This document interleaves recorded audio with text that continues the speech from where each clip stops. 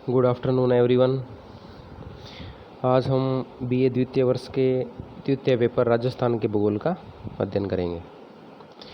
इसके अंदर आज का हमारा टॉपिक है सोइल्स ऑफ राजस्थान, राजस्थान की मृदाएं।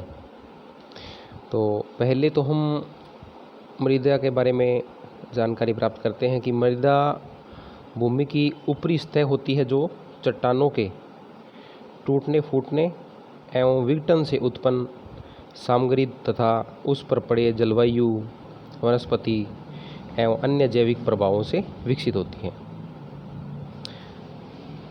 यह एक अनवरत प्रक्रिया का प्रतिफल होती है जो भूगर्भिक युगों में होती रही है। मूलतः मृदा की प्रकृति उसी मूल सेल अर्थात पेरेंटल रॉक पर निर्भर करती है कि जैसी पेरेंटल रॉक की संरचना होती है वैसी वहाँ पर मृदा विकसित होती है, जिसके उस पेरेंटल रॉक के विखंडन से वो ही उसकी उत्पत्ति होती है। किंतु इस लंबी प्रक्रिया में अनेक भौतिक एवं रासायनिक परिवर्तन होते हैं, साथ ही उसमें जीवाश्म एवं वनस्पति अंश सम्मिलित होकर उसे एक निश्चित स्वरूप प्रदान कर देते हैं। यहाँ मैं डॉक्टर बेनेट के एक मृदा की परिभाषा के इंगित करना चाहता हूँ कि मृदा भूपृष्ठ के ऊपरी असंगठित पदार्थों की परत है जिसमें जीवाश्म एवं पेड़ पौधों के अवशेष प्राप्त होते हैं, अर्थात असंगठित पदार्थों की ऊपरी संरचना को उन्होंने मृदा कहा है। मृदा की सतह प्राय 30 से 40 सेंटीमीटर मानी जाती है, किंतु यह 150 सेंटीमीटर या इससे भी अधिक गहराई तक हो सकती है। मृदा पौधों की वृद्धि का एक प्राकृतिक माध्यम है तथा मृदा की उत्पादकता ही क्षेत्रीय कृषि विकास का एक आधार होती है। राजस्थान की मृदाओं में भिन्नता हमें देखने में मिलती है। क्यों मिलती है? क्योंकि प्राचीन जलवायु, मृदा में निर्माण में प्रयुक्त मौलिक सामग्री में अंतर एवं धरातल के विकास में निहित है।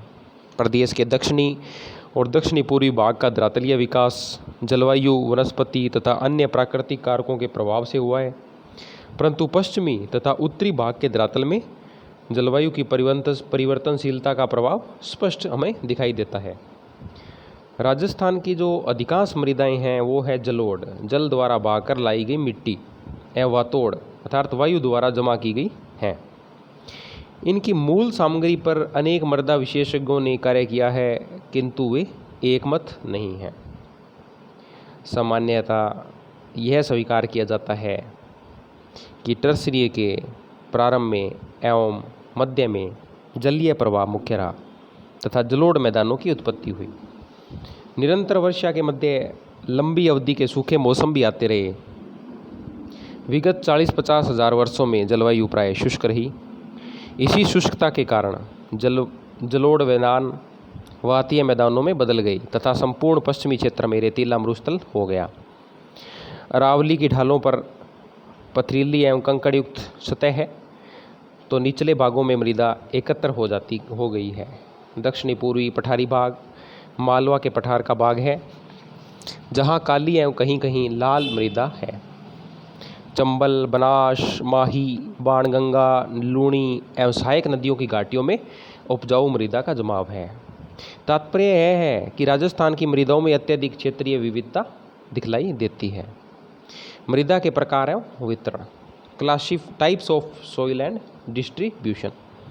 राजस्थान की मृदाओं को उनके उपजाऊपन, कृषि के लिए उपयुक्तता एवं अन्य विशेषताओं के आधार पर निम्नलिखित भागों में विभक्त किया जाता है। पहला, जलोढ़ अथवा कच्छारी मृदा। दूसरा, लाल और पीली मृदा।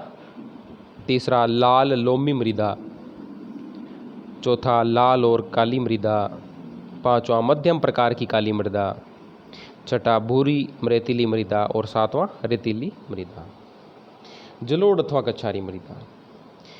इस प्रकार की मृदा पूर्वी राजस्थान के प्रधानतः नदियों के मैदान एवं घाटियों में विस्तृत है तथा राज्य के पूर्वी भागों प्रधानतः भरतपुर, धौलपुर, दौसा, जयपुर, टोंक तथा सवाई माधोपुर जिलों में है। इसमें चूना, फास्फोरिक अम्ल तथा ह्यूमस की कमी होती है। इसका रंग कहीं लाल तो कहीं भूरा है तथा उत्पादकता की दृष्टि से यह उत्तम होता है। भूरी कछारी मृदा अलवर, भरतपुर और गंगानगर के गग्र प्रदेशों में होती है। यह भी कृषि की दृष्टि से उत्तम होती है। दूसरा, लाल और पीली मृदा। इस प्रकार की मृदा सवाई माधोपुर जिले के पश्चिमी भाग, भीलवाड़ा के पश्चिमी भाग, अजमेर और सिरोही जिलों में पाई जाती है। इन भागों में चिक्का और दोमट अर्थात क्ले एंड लोम दोनों प्रकार की मृदा मिलती है। यहाँ मैं मध्य में एक बात बताना चाहता हूँ कि सैंड, सिल्ट और क्ले मृदा के 3 तत्व हैं। जो मृदा तीनों तत्वों के मिश्रण से बनी होती है वो लोम मृदा कहलाती है। अब हम चलते हैं इसी क्रम में, लाल और पीली मृदा के क्रम में चलते हैं कि इस मृदा में कार्बोनेट की कमी होती है किंतु नमी अधिक समय तक धारण करने की क्षमता होती है। इसका लाल और जो पीला रंग है वो लौह अंश की प्रधानता को दर्शाता है। इस मृदा पर जलवायु और स्थानीय दशाओं का प्रभाव स्पष्ट है। इसमें नाइट्रोजन और जैविक कार्बनिक यौगिकों की मात्रा बहुत कम होती है। अब आता है लाल लोमी मृदा। यह मृदा उदयपुर जिले के मध्य एवं दक्षिणी भाग और डूंगरपुर में मुख्यतः मिलती है। इसमें चूना, पोटाश, लोहा ऑक्साइड और फास्फोरस कम मात्रा में होता है तथा लौह अंश की उपस्थिति के कारण लाल रंग की दिखाई देती है। उपजाऊपन की दृष्टि से यह सामान्य होती है तथा मक्का, चावल, गन्ना आदि इसमें सामान्यतः उत्पादित होते हैं। लाल और काली मृदा। यह भीलवाड़ा, उदयपुर के पूर्वी भाग, चित्तौड़गढ़, डूंगरपुर एवं बांसवाड़ा जिलों में मिलती है। यह लाल मृदा मालवा की काली मिट्टी का ही विस्तार है।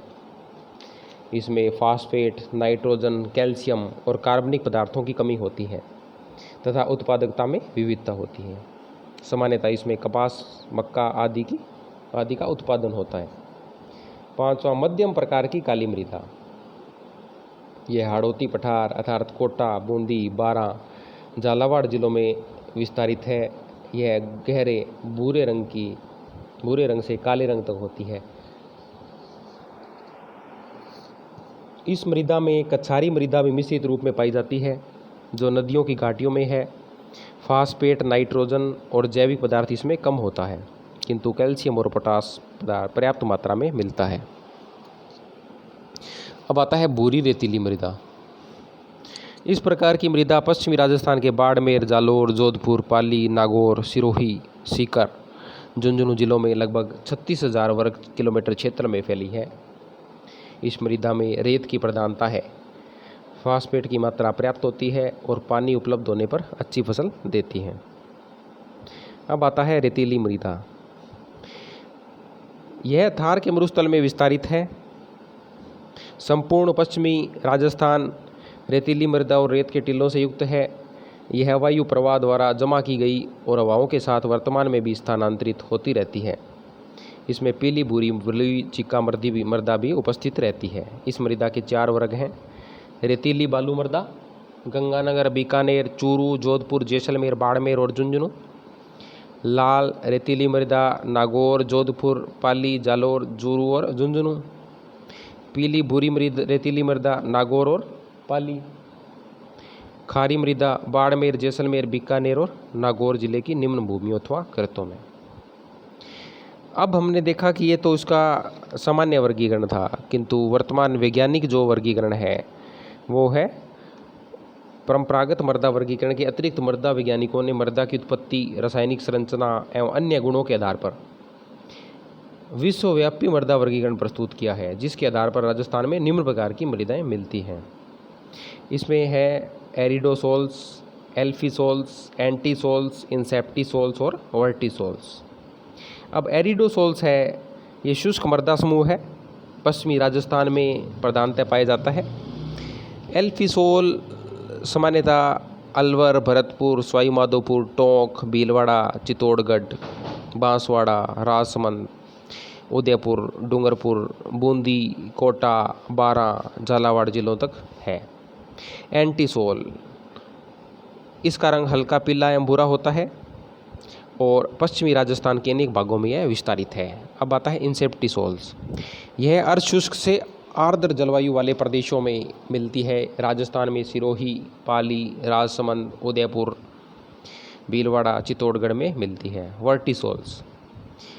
वर्टिसोल्स झालावाड़, बारां, कोटा, बूंदी में प्रधानतः तथा सवाई माधोपुर, भरतपुर, डूंगरपुर और बांसवाड़ा में मिलती है।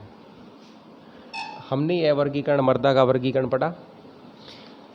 आगे के वीडियो में हम मृदा की समस्याएं, प्रॉब्लम्स ऑफ सॉइल्स का अध्ययन करेंगे। Thank you.